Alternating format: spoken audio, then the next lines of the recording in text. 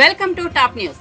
పార్వతీపురం మన్యం జిల్లా పాలకొండ నియోజకవర్గం జనసేన అభ్యర్థిగా నిమ్మక జయకృష్ణ అవకాశం దక్కించుకున్నారు. జనసేనాని పవన్ కళ్యాణ్ నిమ్మక జయకృష్ణ పేరును పాలకొండ జనసేన అభ్యర్థిగా అధికారికంగా ప్రకటించారు. పాలకొండ నియోజకవర్గం ఎస్టీ రిజర్వ్ అసెంబ్లీ స్థానం పాలకొండ నుంచి మిత్రపక్షాల అభ్యర్థిగా నిమ్మక జయకృష్ణను బరిలో దించుతున్నట్లు జనసేన పార్టీ ఓ ప్రకటన విడుదల చేసింది. ఈ నియోజకవర్గం టికెట్ కోసం ఆశావాహులు ఎక్కువ మంది ఉండటంతో జనసేన పార్టీ పలు సర్వేలు నిర్వహించి చివరికి నిమ్మక జయకృష్ణ పేరును ఖరారు చేసింది. సర్వేల్లో నిమ్మక జయకృష్ణ అత్యధిక ప్రజల మద్దతు లభించినట్టు తెలుస్తోంది. నిమ్మక జయకృష్ణ ఇటీవలే టీడీపీకి రాజీనామా చేసి జనసేన పార్టీలో చేరారు.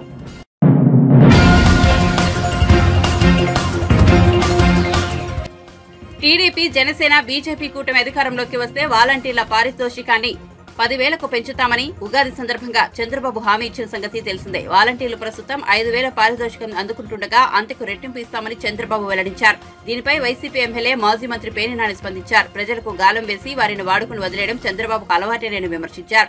వాలంటీర్ల వ్యవస్థను నాశనం చేయాలని చంద్రబాబు భావించారని, అది కుదరకపోయేసరికి ఇప్పుడు వారిపై కళ్లబొల్లి ప్రేమ ఒలగబోస్తున్నారని పేర్ని ఆరోపించారు. గేలం వేస్తున్నాడు చంద్రబాబు నాయుడు. గేలానికి ఎర్రేం పెడుతున్నాడంటే వాలంటీర్లకి నా ప్రభుత్వం రాగానే 10,000 రూపాయలు ఆన్రోర్యం చేస్తాను, 5,000 రూపాయలు అని చెప్పి. ఎవరయ్యా ఈ చంద్రబాబు నాయుడు 10,000 రూపాయలు చేస్తానన్నదంటే, గడిచిన 4.5 సంవత్సరాలుగా ఈ వాలంటీర్లని మానసికంగా క్షోభకు గురిచేసి, వారి వ్యక్తిత్వాన్ని హననం చేసి, వారి ఆత్మాభిమానాన్ని కించపరుస్తూ, వారి మీద మీరు బాంబే రెడ్ లైట్ ఏరియాకి అమ్మాయిలను నమ్ముతారని, మగవాళ్ళు ఇంట్లో లేకుండా తలుపులు కొట్టి ఆడవాళ్ళని లొంగ తీసుకుంటారు, మోసం చేస్తారు అని చెప్పని, అలాగే బియ్యపు మూటలు మోస్తారని, లేదా వీళ్ళు జగన్మోహన్ రెడ్డి గారి ద్వారా ఈ డేటా అంతా కలెక్ట్ చేసి డేటాని పరాయి దేశాలకు అమ్ముతారని, ఇట్లా వారిని ముక్కు పచ్చలారనటువంటి 20, 25, 30 సంవత్సరాలటువంటి నిండన 3 పదులు నిండనటువంటి ఆడపిల్లల్ని, మగపిల్లల్ని ఇష్టారాజ్యంగా తన రాజకీయం కోసం, అంటే జగన్మోహన్ రెడ్డి గారి ప్రభుత్వం యొక్క బలం ప్రజల్లో నమ్మదగినండి. జగన్ ప్రభుత్వానికి వచ్చినటువంటి నమ్మకం ఏంటి అంటే, వాలంటీర్లతో పేద మధ్యతరగతి వర్గాల మొత్తానికి కూడా ఏ ఆఫీస్కి తిరగకుండా సేవల్ని వారి గుమ్మంలోకి తీసుకెళ్తున్నటువంటి వ్యవస్థ వాలంటీర్ల వ్యవస్థ అని చెప్పని, దానిని ఆ వాలంటీర్ల వ్యవస్థని ఖననం చేద్దామని, ఖండిద్దామని, ముక్కలు ముక్కలుగా చేద్దామని చెప్పని చేయనటువంటి ద్రోహమైనటువంటి ప్రయత్నం లేదు. ఆ ప్రయత్నంలో భాగంగా వాళ్ళని ఎంత దిగజార్చాలో అంత దిగజార్చి వారి ఆత్మాభిమానాన్ని కించపరిచేలాగా, వాళ్ళ ఆత్మాభిమానాన్ని ఏ రకంగా క్షోభకు గురి చేసేలాగా మాట్లాడాడో మనందరం చూసాం. ఇవాళ మళ్ళీ ఓట్లు వస్తున్నాయి. ఎప్పుడైతే నిమ్మగడ్డ రమేష్ కుమార్ అనేటువంటి చంద్రబాబు నాయుడు యొక్క తాబేదారు, చంద్రబాబు నాయుడు కోసం స్థానిక సంస్థల ఎన్నికల్లో పనిచేసి మళ్ళీ వాళ్ళు రిటైర్ అయినాక కూడా చంద్రబాబు నాయుడు సేవలు వదలకుండా చంద్రబాబు నాయుడు కోసం ఒక డమ్మీ సంస్థను అక్కడ ఏర్పాటు చేసి దాని ప్రజాస్వామ్యాన్ని కాపాడుతా అంటే, చంద్రబాబు నాయుడు రాజకీయాల కోసం వీళ్ళు వేషాలు వేస్తారు. ముసుగేసుకుని ప్రజాస్వామ్యాన్ని కాపాడుతామనే ముసుగేసుకుని ఇవాళ ఏం చేశాడా అంటే, చంద్రబాబు కోసం వాలంటీర్లు అనేవాళ్ళు పెన్షన్లు పంచకూడదు, వాలంటీర్లు అనేవాళ్ళు ప్రజలకి సేవలు అందించకూడదు గుమ్మంలోకి అని చెప్పని హైకోర్టులో వేశాడు, ఢిల్లీ హైకోర్టులో వేశాడు, సుప్రీంకోర్టులో వేశాడు. ఎక్కడా కూడా వీళ్ళ ఆటలు సాగలేదని భారతీయ జనతా పార్టీతో ఏం చేశారో మనకు తెలియదు. కానీ వాళ్ళ పొత్తు ప్రభావం ఇవాళ వాలంటీర్ల వ్యవస్థని ఆపేయండి, వాళ్ళ సేవలు నిలుపుదల చేయండి అని చెప్పని. ఎందుకంటే కేంద్ర రాష్ట్ర ఎన్నికల సంఘం వాలంటీర్లతో పెన్షన్ ఇవ్వచ్చు అని చెప్పని 29వ తారీఖు 30వ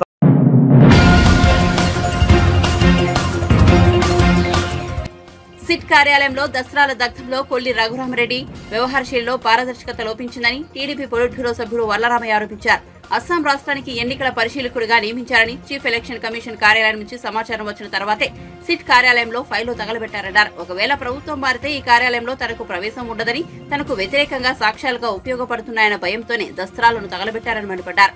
జూన్ 4 తర్వాత టీడీపీ అధికారంలోకి వచ్చి తనను ట్రాన్స్ఫర్ చేస్తుందన్న భయంతో ముందు చూపుగానే ఇదంతా చేశారని, ఆయన కార్యాలయంలోని అధికారులు గుసగుసలాడుతున్నారని పేర్కొన్నారు. There is no transparency. వాళ్ళు చట్టం ప్రకారం చేస్తున్నారా, చట్ట వ్యతిరేకంగా చేస్తున్నారా, బాధితుల తరఫున చేస్తున్నారా, ముద్దాయిల తరఫున చేస్తున్నారా చెప్పలేని పరిస్థితి చాలామంది పోలీసు అధికారుల వ్యవహార శైలిలో కనిపించటం చాలా బాధాకరం. అది చట్ట వ్యతిరేకం, అది రాజ్యాంగ వ్యతిరేకం. అది పోలీసు అధికారులు ఉద్యోగంలో చేరినప్పుడు వాళ్ళు చేసే సన్నద్ధంటారు ప్రమాణం, వాళ్ళు చేసే ప్రమాణానికి వ్యతిరేకమని చెప్పడానికి చాలా బాధపడుతున్నా. నిన్న పెద్దలు డాక్టర్ కొల్లి రఘురామరెడ్డి గారు, ఆయన సిఐడి చీఫ్గా ఉన్నారు, విజిలెన్స్ అండ్ ఎన్ఫోర్స్మెంట్ హెడ్గా ఉన్నారు. ఇక చాలా మెడికల్ ఉంది, అది ఉన్నట్టు చాలా ఉన్నాయి. రాష్ట్రంలో అత్యంత ప్రాధాన్యత కలిగిన క్యాబినెట్లో ముఖ్యమంత్రి గారికి, మిగతా మంత్రులకు లేని అధికారులు అన్నీ ముఖ్యమంత్రి గారికి ఉంటాయి ఆ శాఖలన్నీ. అట్లాగా ఈయన కూడా చాలా పదవులు ఉన్నాయి, చాలా శాఖలకు అధిపతిగా ఉన్నాడు ఆయన, డిపార్ట్మెంట్స్కు. ఆయన సిట్ అధికారిగా ఉంటూ నిన్న బహిరంగంగా ఆయన ఆఫీస్ కార్యాలయం ముందు, సిట్ ఆఫీస్ ముందు హెరిటేజ్ సంస్థకు చెందిన ఫైల్స్ అన్ని కూడా తగలబెట్టారు. చాలా నిన్నంతా there was lot of uproar ప్రజల్లో, పత్రికల్లో, ఎలక్ట్రానిక్ మీడియాలో, ప్రతిపక్షాల్లో అంతా అయిపోయి మేము సిఇఓ దగ్గరికి, చీఫ్ ఎలక్టరల్ ఆఫీసర్ దగ్గరికి వెళ్ళి చెప్పవలసిన పరిస్థితి మాకు వచ్చింది. ఎందుకు అటువంటి పరిస్థితి వచ్చింది? ఆయన మీద చిన్న కాగితాలు తగలబెట్టా ఉంటారు. లేదు, ఫైల్స్ అన్ని కనపడుతున్నాయి, అక్కడ ఫైల్స్, కట్టున్న ఫైల్స్ కనపడుతున్నాయి. అనుమానం రాదా మాకు? పారదర్శకత ఉందా మీరు ఆ తగలబెట్టడంలో? ఎందుకు రాష్ట్రంలో చాలామంది పోలీస్ అధికారుల్ని ప్రజలు అనుమానిస్తున్న నేపథ్యంలో వారి వ్యవహార శైలి రాష్ట్ర ప్రజలు చాలామందికి అనుమానాన్ని కలిగిస్తున్న సందర్భంలో ఈ కొల్లి రఘురామరెడ్డి గారి వ్యవహార శైలి కూడా చాలామంది ప్రశ్నిస్తూ ఉన్నారు, చాలామందికి అనుమానంగా ఉంది. అటువంటి అనుమానితుడైన వ్యక్తి, ప్రజల దృష్టిలో అనుమానితుడిగా ఉన్న వ్యక్తి వర్కింగ్ సిస్టంలో ఆ ఫైల్స్ అలా తగలబెట్టడం, నేనంటున్నా ఈ రోజున ఆయన కావాలనే ఆ ఫైల్స్ తగలబెట్టాడు.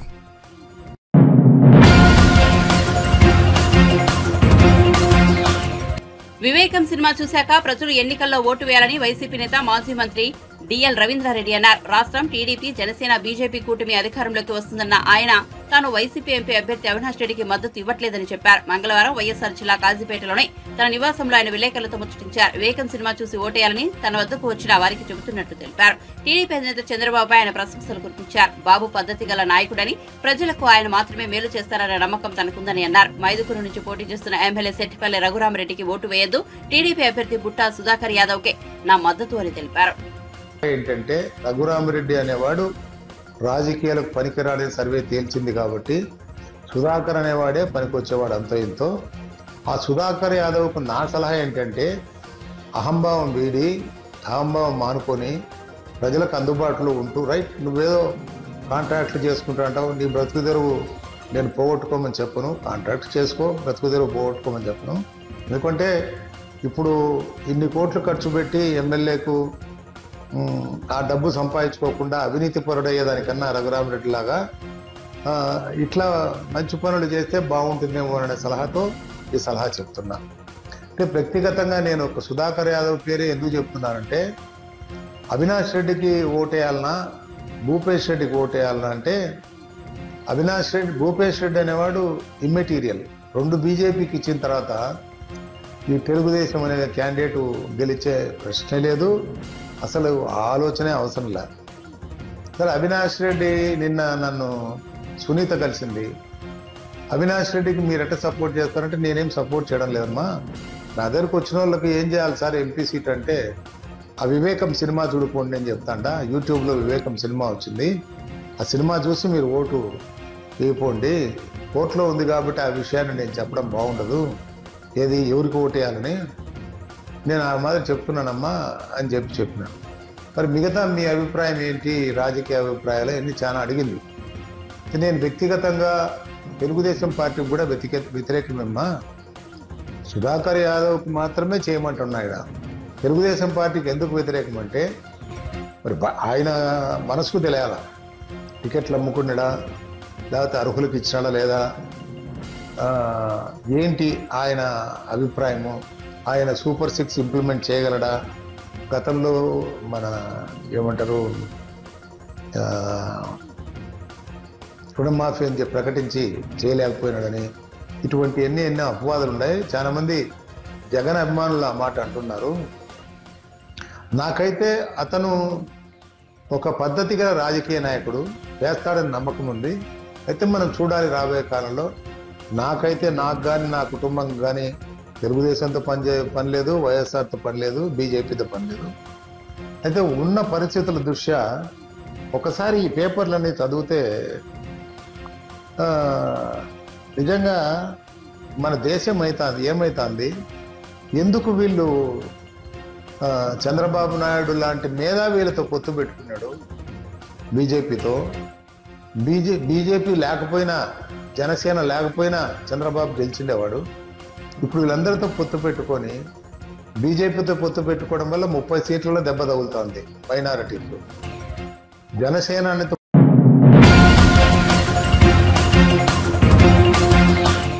రాయచోటి మాజీ ఎమ్మెల్యే తెలుగుదేశం పార్టీ నాయకులు ఆర్ రమేష్ కుమార్ రెడ్డి తనకు టికెట్ రాకపోవడంతో తీవ్ర అసమ్మతికి గురయ్యారు. 5 ఏళ్లుగా ఇన్ఛార్జిగా పార్టీ కోసం చేసిన కష్టం కనిపించలేదా అంటూ ఆయన అనుచరులు ఆగ్రహం వ్యక్తం చేశారు. ఆయనకు కాకుండా మరో నేత రాంప్రసాద్ రెడ్డికి టికెట్ ఇచ్చారు. ఆ తర్వాత ఆయన అధిష్టాన ముఖ్య నేతలు ఆయన సంప్రదించి సర్దుబాటు చేసే ప్రయత్నాలు ఆ స్థాయిలో జరగలేదు. దీంతో వారిలో మరింత ఆవేదన వ్యక్తమవుతోంది. ఈ పరిణామాల నేపథ్యంలో రమేష్ కుమార్ రెడ్డి టీడీపీకి మంగళవారం రాజీనామా చేశారు. ఆయన నేడో రేపో వైసీపీలో చేరడం ఖాయమైనట్టు వార్తలు వస్తున్నాయి. ఇదే జరిగితే రాయచోటిలో తెలుగుదేశం పార్టీకి పెద్ద కుదిపే ఏర్పడుతుంది. ఈ నష్టం పెద్ద స్థాయిలో ఉంటుందని పరిశీలకులు భావిస్తున్నారు. ఒక్క నియోజకవర్గంలో కాదు, రాష్ట్ర వ్యాప్తంగా దాదాపు 40-50 నియోజకవర్గాల్లో తెలుగుదేశం పార్టీకి సంవత్సరాల తరబడి పనిచేసిన వ్యక్తులను విస్మరించి బయట పార్టీల నుంచి ఈ పార్టీకి తీసుకోవడం, టికెట్లు ఇవ్వడం, డబ్బులు చేతులు మారినాయనే విషయాన్ని రాష్ట్ర వ్యాప్తంగా కూడా ప్రజలందరూ కూడా గమనిస్తున్నారు. ఒక ముఖ్యమంత్రి కుర్చీ కోసం ఆర్టిఫిషియల్ హైప్ క్రియేట్ చేసి అధికారంలోకి వస్తాడము అని చెప్పి కొత్త వ్యక్తులను కవ్వింపు చర్యలకు పాల్గొని వాళ్ళ దగ్గర డబ్బులు తీసుకొని టికెట్లు ఇవ్వడం చాలా దారుణం. మాగంటి శ్రీనివాసులు రెడ్డి కానీ, నెల్లూరులో వేమిరెడ్డి ప్రభాకర్ రెడ్డి కానీ, పెమ్మసాని చంద్రశేఖర్ అని ఒక ఆయన విదేశాల నుంచి ఇప్పటికిప్పుడు సూట్ కేసు తీసుకొని దిగితే Guntur parliament seat, Nellore parliament, Ongole parliament, ఎక్కడ చూసినా కేవలం డబ్బులుండే వాళ్లకు ఈ పార్టీలో స్థానం ఉంది తప్పనిచ్చి డబ్బులు పార్టీకి పనిచేసే వాళ్లకు, క్రియాశీలంగా ఉండే కార్యకర్తలను గౌరవించే స్థితి ఈ పార్టీకి లేదని చెప్పి స్పష్టంగా అర్థమవుతా ఉంది.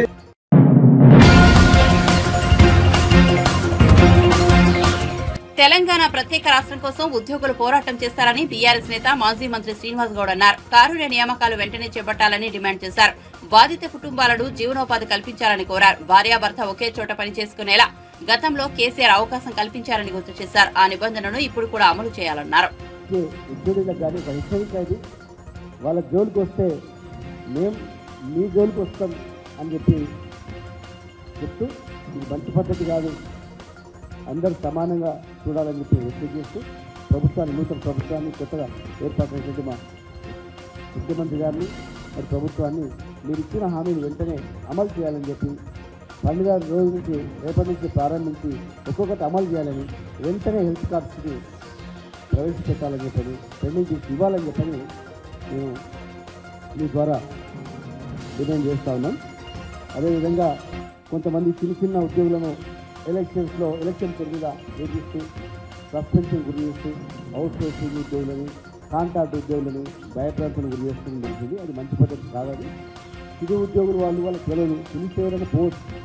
కానీ ఎలక్షన్ నియమావళికి విరుద్ధంగా వాళ్ళు ఏదైనా కండవలు వేసుకోనో లేకపోతే పాంప్లెట్ ఇస్తానో అట్లా ఏదైనా ఎవిడెన్స్ దొరికితే మీరు వాళ్ళని యాక్షన్ తీసుకోండి. కానీ పుట్టి ఎవరో ఇస్తే గుంపులో పోయినంత మాత్రాన ఫోటోలు పెట్టి పాంప్లెట్ చేసి ఉద్యోగులను వేయించి ఇబ్బంది చేస్తుంది మంచి పద్ధతి కాదని చెప్పేసి నేను రిక్వెస్ట్ చేస్తూ, మరి ఇంకా కొంతమంది ఉద్యోగులు అధికారులు అక్కడక్కడ చాలా ఇబ్బందులు గురైన తెలుస్తూ ఉంది.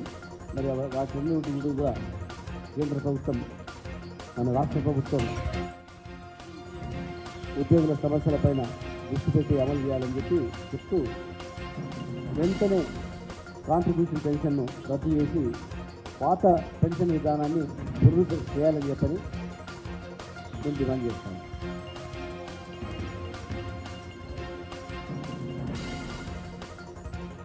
ఎట్లా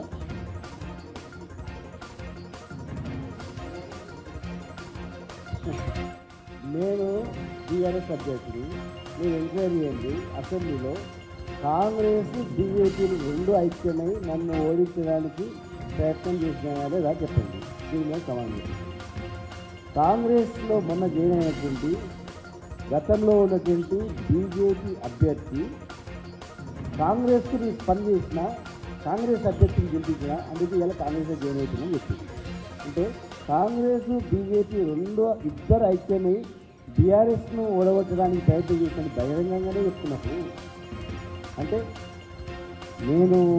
నన్ను ఓడగొట్టడానికి శ్రీనివాస్ గౌడ్ని ఓడగొట్టడానికి అక్కడ ఉన్నటువంటి ఎన్ఎస్ శ్రీనివాస్ రెడ్డి గారు తర్వాత జితేంద్ర రెడ్డి గారు ఇద్దరు ఐక్యమై శ్రీనివాస్ గౌడ్ని ఓడగొట్టడానికి ప్రయత్నం చేసిన మాట వాస్తవమా కాదా మీరు జిల్లా ప్రజలను అడగండి. వాళ్ళే బహిరంగంగా పత్రికలు కూడా చెప్పింది బీజేపీ అభ్యర్థి. మరి అట్లాంటప్పుడు జరుగుతుంది, ఆ పని జరుగుతుంది, సాధ్యమవుతుందా? మేము ఒప్పుకుంటామా? నన్ను ఓడగొట్టడానికి రెండు జాతీయ పార్టీలు ఐక్యమైనప్పుడు మేము ఆ పార్టీలను గెలిపించడానికి ప్రయత్నం చేస్తామా? ఎవరైనా చేస్తారా పని? చెప్పండి. అక్కడ ఏం కాదు.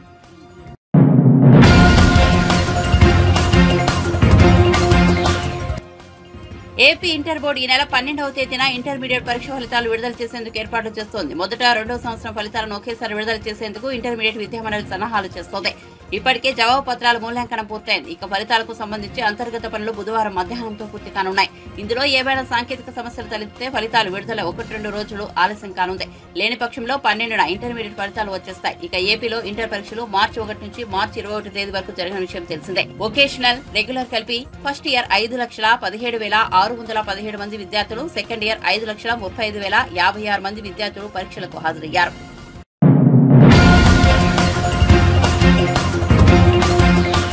చేవెళ్ల లోక్సభ నియోజకవర్గ కాంగ్రెస్ అభ్యర్థి రంజిత్ రెడ్డి హైదరాబాద్ నగరంలోని పలు ప్రాంతాల్లో వర్కింగ్ ఉమెన్ కు ఉగాది పచ్చడిని పంచారు. కుటుంబ సభ్యులు తయారు చేసిన పచ్చడిని ఆయన వర్కింగ్ ఉమెన్ కు స్వయంగా అందించారు. ఈ సందర్భంగా ఆయన ఓ వీడియోను విడుదల చేశారు. చేవెళ్ల పార్లమెంట్ పరిధిలోని ప్రజలందరికీ తెలుగు సంవత్సరాది ఉగాది శుభాకాంక్షలు తెలిపారు. ఉగాది అనగానే షడ్రుచులతో కూడిన పచ్చడి అని, అందులో తీపి, చేదు, వగరు ఇలా జీవితంలో అన్ని రుచులు ఉంటాయని చెప్పేది ఉగాది పచ్చడిని పేర్కొన్నారు.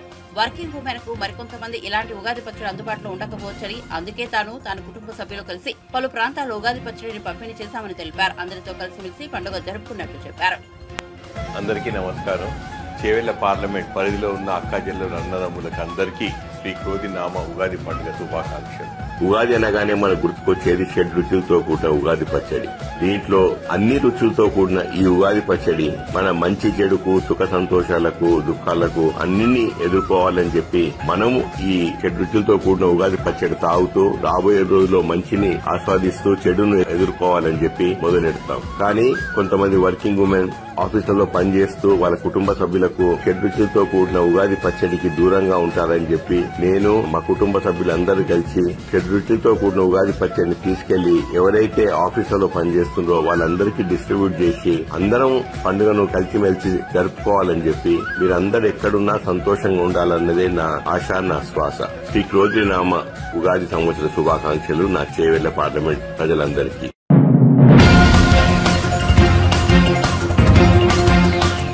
తమిళనాడులో తమిళనాడులో ప్రధాని నరేంద్ర మోదీ రోడ్ షో నిర్వహించారు. వాగ్నర్ పార్క్ నుంచి ప్రారంభమైన ఈ రోడ్ షో ఎల్డామ్స్ రోడ్డు వరకు కొనసాగింది. ఈ రోడ్ షో సందర్భంగా ప్రధాని Modi south Chennai, north Chennai, central Chennai party అభ్యర్థులను పరిచయం చేసుకున్నారు. తెలంగాణ మాజీ గవర్నర్ తమిళిసై సౌందరరాజన్ సౌత్ చెన్నై నుంచి పోటీ చేస్తున్నారు. రోడ్ షో ప్రారంభమైన తర్వాత తమిళనాడు బీజేపీ అధ్యక్షుడు అన్నామలై తమిళిసై ప్రధాని మోదీతో కలిసి వాహనంపై ఎక్కి రోడ్ షోలో పాల్గొన్నారు.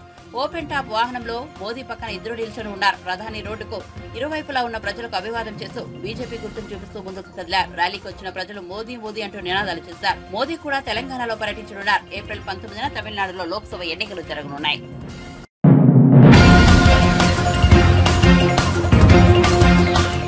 కాంగ్రెస్ పార్టీ సీనియర్ నేత జగ్గారెడ్డి ఉగాది పర్వదినం సందర్భంగా తన మెడలోని బంగారు గొలుసును తీసి రాజ్యసభ సభ్యుడు అనిల్ కుమార్ యాదవ్ కు మెడలో వేశారు. ఇందుకు సంబంధించిన వీడియో నెట్టింట వైరల్ గా మారింది. ఉగాది సందర్భంగా అనిల్ కుమార్ యాదవ్ శుభాకాంక్షలు తెలిపేందుకు గాంధీ భవన్ లో ఉన్న జగ్గారెడ్డి వద్దకు వచ్చారు. అయితే ఆశీర్వాదంతో పాటు బంగారం ఇస్తే సంతోషిస్తానని అనిల్ కుమార్ యాదవ్ సరదాగా అన్నారు. అడిగిన వెంటనే జగ్గారెడ్డి తన మెడలోని బంగారు గొలుసును తీసి అనిల్ కుమార్ యాదవ్ మెడలో వేశారు. వెంటనే అనిల్ జగ్గారెడ్డి పాదాలను తాకి ఆశీర్వాదం తీసుకున్నారు.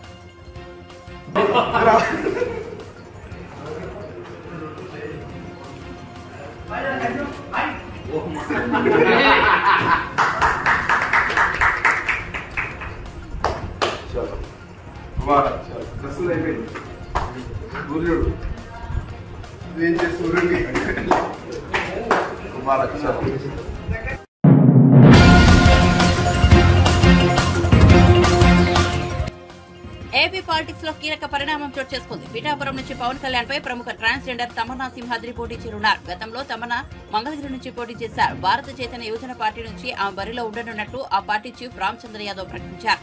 ఈ సందర్భంగా రామచంద్ర యాదవ్ మాట్లాడుతూ ఏపీలో ఏ పార్టీ చేయని సాహసాన్ని తమ పార్టీ చేసినట్లు పేర్కొన్నారు. చట్టసభల్లో ట్రాన్స్జెండర్స్ కు అవకాశం కల్పించాలని తమన్నా సింహాద్రికి టికెట్ కేటాయించినట్టు స్పష్టం చేశారు. ఇక తమన్నా బిగ్ బాస్ షోతో సైతం మంచి గుర్తింపు తెచ్చుకున్నారు. గతంలో మంగళగిరి నుంచి పోటీ చేసే సందర్భంగా రాజకీయాల వ్యాపారం అయ్యాయని, ప్రజలకు సేవ చేయాలనే ఆలోచన నేతల్లో తగ్గిందని తమన్నా తెలిపారు. జనసేన కోసం సైతం తమన్నా పనిచేసిన పవన్ కళ్యాణ్ ను కనీసం కలిసే ఛాన్స్ కూడా రాలేదని తీవ్ర అసంతృప్తితో ఉన్న తమన్నా ఏకంగా పవన్ పై పోటీకి దిగడం ఏపీ పాలిటిక్స్ లో సంచలనంగా మారింది.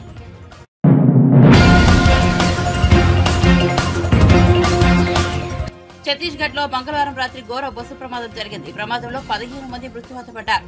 దుర్గు జిల్లాలో ఓ ప్రైవేట్ సంస్థ ఉద్యోగులను తీసుకెళ్తున్న బస్సు మంగళవారం రాత్రి 8:30 సమయంలో ప్రమాదవశాత్తు మట్టిగరి వద్ద మొరం కోసం త్రవ్విన గొయ్యిలో పడిపోయింది. ఈ ఘటనలో 11 మంది అక్కడికక్కడే చనిపోయారు. 4 ఆసుపత్రిలో చికిత్స పొందుతూ ప్రాణాలు కోల్పోయారు. మరో 12 మందికి పైగా గాయపడ్డారు. స్థానికంగా ఉండే ఓ డిస్టిలరీ సంస్థలో పనిచేస్తున్న 30 మంది ఉద్యోగులను ఇళ్లకు తరలిస్తున్న సమయంలో ఈ ప్రమాదం చోటు చేసుకుంది. ఉద్యోగులతో వస్తున్న బస్సు కృష్ణారు పోలీస్ స్టేషన్ లో పరిధిలోని కాప్రి గ్రామం సమీపంలో ప్రమాదం బారిన పడింది. 40 అడుగుల లోతుల గొయ్యిలో బస్సు పడిపోవడంతో ప్రాణ నష్టం భారీగా సంభవించింది.